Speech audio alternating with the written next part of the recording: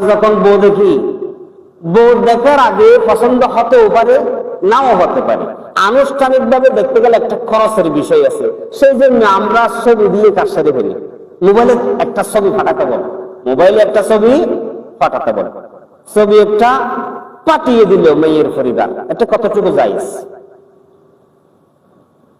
এটা শর্ত সাপেক্ষে জায়েজ, এটা শর্ত সাপেক্ষে জায়েজ। গুরুত্বপূর্ণ মশলা, ছবি দেওয়া শর্ত সাপেক্ষে জায়েজ।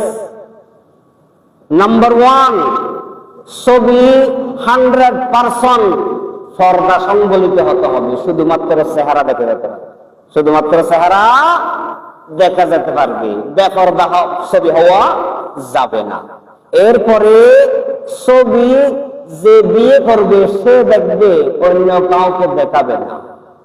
তার দেখা শেষ হয়ে গেলে ছবি ডিলিট করে দিবে, অন্য কাউকে দিতে পারবে না। ছবি এটা মোবাইলের মাধ্যমে অন্য কাউকে, বন্ধু দেখো আমি মেয়েকে দেখেছি, আন্টি দেখো তোমার হোয়াটসঅ্যাপে পাঠাই দিলাম, মেয়েকে দেখেছি কেমন লাগে দেখো। এইভাবে একে অপরের কাছে ট্রান্সফার করা যাবে না, এটা আমানতের খেয়ানত।